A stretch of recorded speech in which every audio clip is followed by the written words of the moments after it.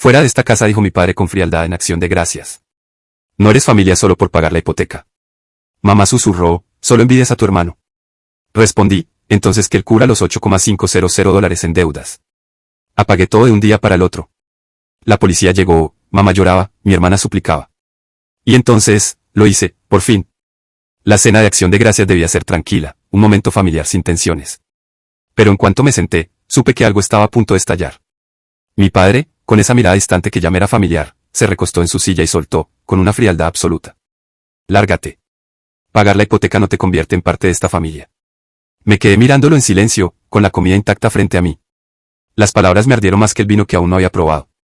Mi madre, sin siquiera mirarme a los ojos, murmuró. Lo que pasa es que estás celoso del éxito de tu hermano. Otra vez con eso. Volví la vista hacia Lucas, sentado al otro lado de la mesa, con su traje a medida, bebiendo vino como si fuera el anfitrión de una gala. El emprendedor estrella, el hijo ejemplar, el que, según ellos, siempre brillaba. Pero lo que nunca decían era que yo era quien había pagado las cuentas estos últimos años. Fui yo quien evitó que les embargaran la casa.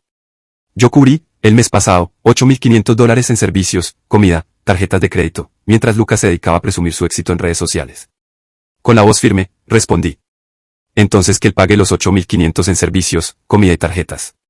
El silencio se apoderó de la mesa. Lucas bajó la vista y se concentró en su puré como si fuese lo más importante del mundo. Mi padre frunció los labios. Mi madre alzó los ojos con brillo en ellos, como si yo fuera el culpable de todo. Me levanté despacio, empujando la silla hacia atrás con un chirrío que rompió el silencio. Ustedes ya tomaron una decisión, dije.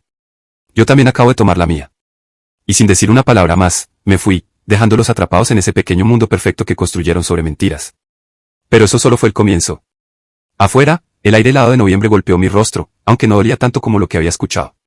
No era nuevo. Llevaba años cargándolos, como una bestia silenciosa arrastrando sus deudas cuesta arriba. Todo empezó con una ayuda puntual para los gastos médicos de mi padre después de una cirugía. Luego vino el atraso con la hipoteca, después el auto de mi madre, y más tarde la crisis temporal de Lucas, que necesitaba capital para que su flamante empresa sobreviviera a su primer año. ¿Pagué? Siempre pagué. Cada Navidad, cada cumpleaños, cada reunión, Lucas presumía avances, inversores, planes de expansión. Mis padres lo miraban embobados. Mi madre decía, tu hermano está construyendo algo grande. Y mi padre remataba, deberías aprender de él. No todos nacen para emprender. Nunca importó que la empresa de Lucas fuera una bomba de tiempo, sostenida por tarjetas de crédito y por mí. Ellos no querían ver la verdad. En cambio, a mí me veían como el que siempre debía estar ahí, el que debía devolverles todo lo que hicieron por mí. Vives solo, no tienes hijos, ¿para qué necesitas tanto dinero? Me dijo mamá hace un mes, justo después de que pagara los impuestos atrasados de su casa. Tienes suerte de poder ayudar. Suerte, como si trabajar 70 horas semanales en tecnología fuera suerte. Como si renunciar a vacaciones, conducir un coche viejo y aplazar mis propios planes fuera un privilegio. Cuando intenté poner límites, comenzó la manipulación. Te criamos bien. Tu hermano solo necesita más tiempo. Pero esa noche, lo que me derrumbó no fueron los reproches. Fue la declaración abierta de que no me consideraban parte real de la familia. No importaba mi sangre, mis sacrificios. Solo era útil cuando mi cuenta estaba disponible. Descartable cuando no. Esa misma noche comenzaron las llamadas. Primero mi madre. No reacciones así, hijo. Tu padre no quiso decirlo de esa manera. No respondí. Luego fue Lucas, 2 veces, sin dejar mensaje. Por la mañana, 8 llamadas perdidas. Al mediodía, 14. Y entonces empezaron los mensajes. Lucas, mira, todos dijimos cosas feas. Solo vuelve, tenemos que hablar. Mi madre, puedes ayudarnos con la factura de electricidad. Vence hoy. Mi padre, compórtate como un hombre. No dejes que una cena arruine todo. Ese último me hizo reír. Arruinar todo. Ellos solo lo destruyeron. Esa tarde Lucas me mandó el mensaje más descarado. Bro, me entró un cargo inesperado en la tarjeta, puedes cubrirlo. Es solo por este mes. Solo por este mes, como lo fueron la hipoteca, los comestibles, los impuestos, la escuela privada de los hijos de Lucas que jamás acepté pagar pero igual terminé cubriendo. Y entonces ocurrió lo peor. 2 días después, al revisar mi banca en línea, me paralicé. Había una tarjeta de crédito nueva abierta a mi nombre. Cargos por miles de dólares, hoteles de lujo, cenas carísimas, productos electrónicos. Sabía perfectamente quién era, Lucas. Me temblaban las manos. No por miedo, por furia. Usó mi número de seguridad social, mi información, mi crédito. Esa noche me senté en la oscuridad de mi apartamento, con el teléfono en la mano, la mente girando sin pausa. Ya no era solo que me hubieran usado. Me habían traicionado. Me robaron. ¿Me mintieron? Respiré hondo, apreté la mandíbula. Si querían guerra, la tendrían. No dormí. No lo intenté siquiera. Llamé a mi banco, a mi abogado, a la oficina de crédito. Congelé mis cuentas, disputé los cargos y presenté una denuncia por fraude. Las pruebas eran tan claras como el agua. El responsable no era un desconocido, era mi propio hermano. Al amanecer, como si intuyeran la tormenta que estaba por estallar, comenzaron a llegar los mensajes. Lucas, llámame. No es lo que parece. Por favor, hijo, no tomes decisiones impulsivas, escribió mi madre. Estás exagerando, dijo mi padre. No, esta vez no estaba exagerando. Esta vez no iba a ceder. La confrontación final llegó antes de lo esperado. 3 días después, toda la familia apareció sin avisar, golpeando mi puerta como si se tratara de una emergencia. Abre, hijo, gritó mi padre. Solo queremos hablar, suplicó mi madre, su voz ya rota. Lucas golpeaba con más fuerza, alterado. No sabes lo que estás haciendo. Pero sí lo sabía. Lo tenía más claro que nunca. Abrí la puerta despacio, manteniéndome en el marco como si estuviera a punto de dictar una sentencia.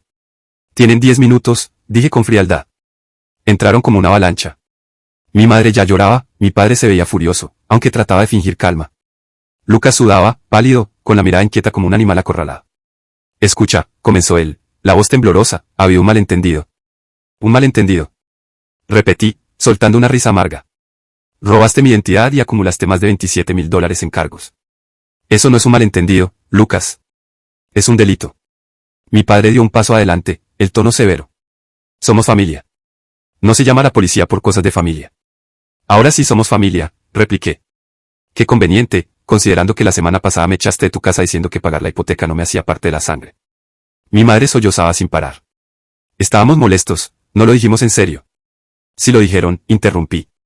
Lo dijeron cuando me llamaron envidioso, cuando me dejaron pagar sus cuentas durante años sin un solo gracias, cuando permitieron que Lucas me robara y pensaron que me iba a quedar callado. Lucas intentó mantener su compostura, pero ya no le salía.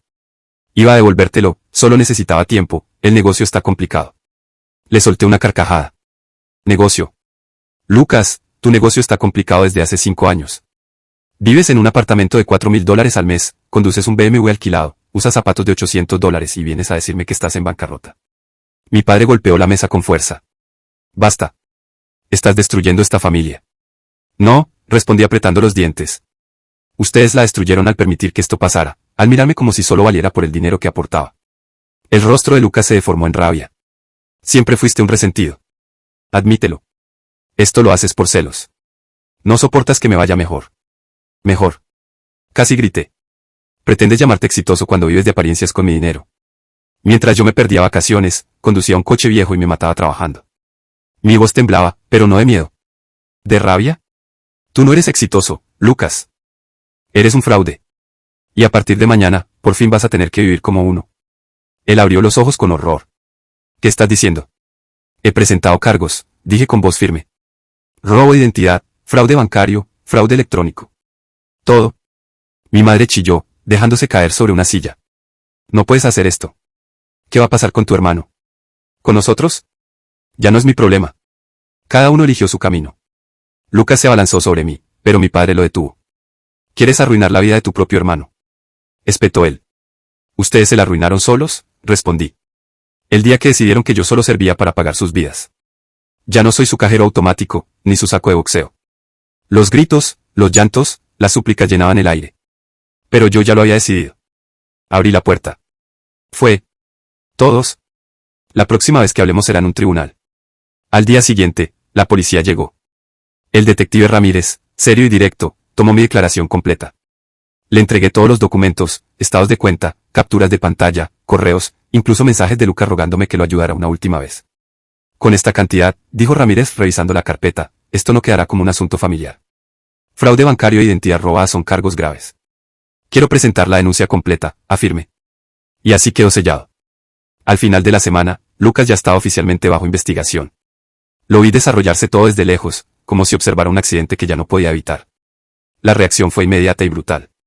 El grupo familiar en el chat explotó. Mamá, no tenías que involucrar a la policía, esto se podía hablar. Papá, estás destruyendo el futuro de tu hermano por unos dólares. Lucas, siempre fuiste un traidor. Me odias desde siempre. Felicidades, lo lograste. Mamá otra vez, ¿y qué va a decir la gente? La iglesia. ¿Los vecinos? Cada mensaje estaba impregnado de culpa, manipulación y desesperación. Años atrás, eso me habría hecho dudar. Ya no respondí ninguno. Pero no se rindieron. 2 días después volvieron a aparecer en mi apartamento. Esta vez, mi padre ni siquiera intentó tocar con cuidado. Golpeaba la puerta con tal fuerza que un vecino tuvo que salir a decirle que se calmara. Mi madre lloraba detrás, una imagen digna de tragedia griega. Ábreme, gritaba él. No puedes esconderte ahí para siempre. Abría apenas unos centímetros. No hay nada más que hablar. Dije tranquilo. Estás cometiendo un error. Gruñó él. Siempre fuiste un mal agradecido, después de todo lo que hicimos por ti. ¿Todo lo que hicieron por mí? Reí con amargura. Yo pagué su hipoteca durante 5 años. Pagué sus impuestos, su comida, sus facturas, incluso cubrí las deudas del hijo ejemplar. Ustedes jamás hicieron algo por mí. Solo me usaron. ¿Es tu hermano?, dijo mi madre con la voz quebrada. ¿De verdad vas a enviarlo a la cárcel? No, mamá. Él se llevó solo hasta ese lugar el día que robó mi identidad. Le respondí con el corazón ardiendo. Y si de verdad te importara, lo habrías obligado a asumir sus actos hace mucho. Pero no. Como siempre, lo protegiste. Mi padre, con el rostro encendido de furia, se acercó un paso. Si haces esto, gruñó entre dientes, para nosotros estás muerto. Hace años que ya lo estoy para ustedes, contesté con calma, cerrando la puerta en sus caras. Pasaron las semanas. La investigación avanzó rápido. Y no solo se descubrió lo que Lucas me había hecho a mí. Había más. 3 víctimas más. Personas a las que también les había robado. Inversores con dinero turbio que no habían dicho nada, hasta que la policía empezó a cavar más hondo. Gran jurado. Cargos federales. Delitos múltiples. Lucas no estaba enfrentando un simple castigo.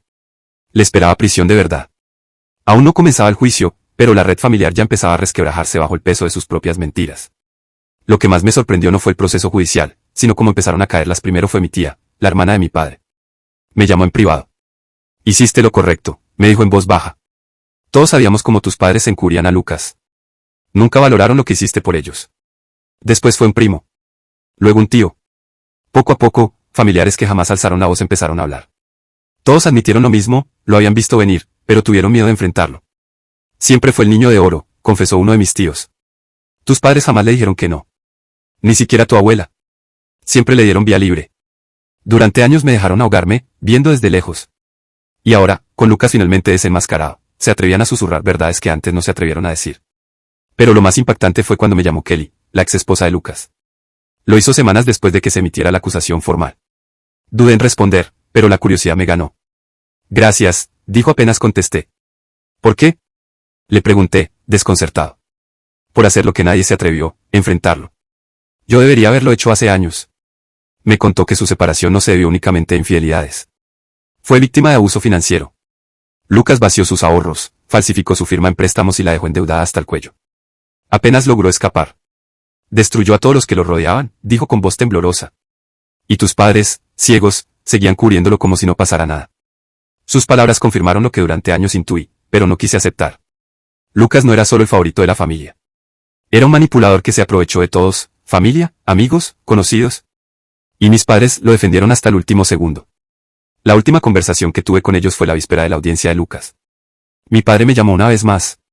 Si testificas, arruinarás esta familia, me dijo, sin rodeos. No, respondí. Lucas arruinó esta familia. Yo solo estoy arreglando los restos. Hubo un silencio tenso. Luego, soltó las palabras que me persiguieron toda la vida. Siempre fuiste el envidioso. Sonreí por primera vez. Esta vez, no me dolieron. Y tú siempre fuiste un ciego, le dije, antes de colgar. El día del juicio, cuando Lucas entró esposado con el uniforme naranja de prisión, no sentí alegría, pero tampoco lástima. Lo que sentí fue libertad. Libertad de sus mentiras, de su chantaje emocional, de haber sido su cajero automático todos estos años. La sentencia fue severa, pero justa. 7 años en prisión federal y pago de restitución. Lucas no me miró ni una sola vez mientras el juez leía su destino. Mis padres, en la última fila, estaban rígidos. Como si lloraran por un héroe caído. Pero en sus ojos vi la verdad, rabia y vergüenza. Esa noche regresé solo a mi apartamento. Pero me sentía más ligero que nunca. Me serví una copa y, justo cuando me senté, sonó el teléfono. Era un mensaje de mi guía. Hiciste lo que ninguno de nosotros tuvo el valor de hacer. Estoy orgullosa de ti. Lo leí varias veces y, por primera vez en años, quise creerlo. Han pasado 6 meses desde que testifiqué contra mi propio hermano. 6 meses desde que mis padres me cortaron por no proteger su reputación. 6 meses desde que dejé de ser su rehén económico. Y, por fin, puedo decir que encontré algo que nunca pensé tener. Paz. Paz de no recibir llamadas nocturnas pidiéndome dinero. Paz de no cargar culpas disfrazadas de preocupación. Paz de no ver cómo mis ahorros desaparecían por errores que no eran míos. Cada mañana despertaba en mi pequeño departamento, modesto pero completamente mío. No tenía dudas, ni compromisos pendientes, ni esa presión constante en el pecho que me había acompañado durante años. Había recuperado mi vida y, sinceramente, se sentía mejor de lo que jamás imaginé. El mundo seguía su curso, como siempre. Mientras tanto, Lucas cumplía condena en una prisión federal. Lo que alguna vez fue su imperio empresarial se había reducido a una montaña de demandas, embargos y cuentas sin pagar. La prensa llegó a mencionar brevemente el escándalo joven empresario acusado de fraude en esquema piramidal. Pero, como todo en este mundo, incluso los mayores escándalos se desvanecen con el tiempo. Mis padres, en lugar de enfrentar la realidad, se hundieron en una negación más profunda. A cualquiera que no alabara a su hijo caído, lo alejaban. Supe por familiares lejanos que mi madre aún organizaba cenas donde el nombre de Lucas se mencionaba como si fuese una víctima incomprendida. Mi padre, por su parte, pasaba sus días despotricando sobre la traición, contándole su versión a quien quisiera escucharla. Pero yo ya no formaba parte de esa historia. Entonces, un día, recibí un mensaje que no esperaba. Un correo electrónico de Kelly, la ex esposa de Lucas.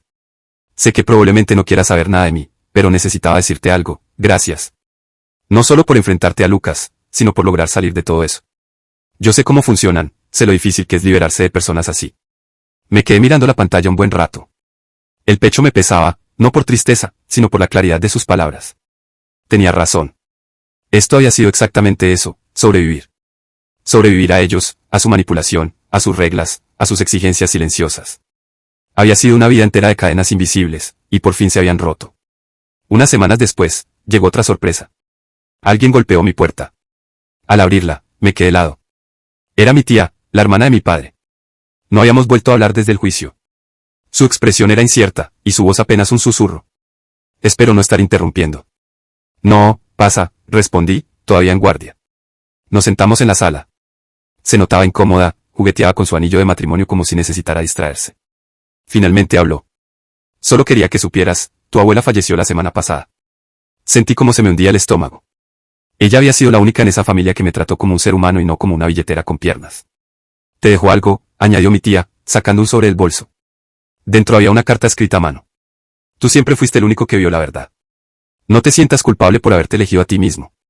Eso era lo que siempre esperé que hicieras algún día. Debajo de la carta venía una copia del testamento. Me lo había dejado todo, la casa, los ahorros, la herencia que mis padres daban por hecha. Mi tía bajó la voz, como si confesara algo que le pesaba. Ella quería que tuvieras una nueva oportunidad. Sabía lo que ellos te hicieron. Me quedé ahí, en silencio, aturdido. Sentí como una sombra conocida trataba de volver a entrar en mi mente, la culpa. Pero esta vez, algo cambió. No era culpa lo que sentía. Era cierre. Era justicia. Durante años me lo arrebataron todo, mi calma, mi dinero, mi dignidad. Ahora, la vida me estaba devolviendo algo. Hoy estoy de pie frente a la antigua casa de mi abuela, planificando su renovación para convertirla en mi hogar. Y por primera vez en mucho tiempo, siento una fuerza distinta. No se trata de poder sobre los demás, sino del poder de vivir en paz, sin miedo, sin remordimientos, sin nadie respirándome en la nuca exigiendo más. Miro mi teléfono. Decenas de llamadas perdidas de mis padres. Descubrieron lo de la herencia y ahora intentan arrastrarse de vuelta. No contesto. Perdieron ese derecho hace años. Soy libre. Y esta vez, no pienso volver.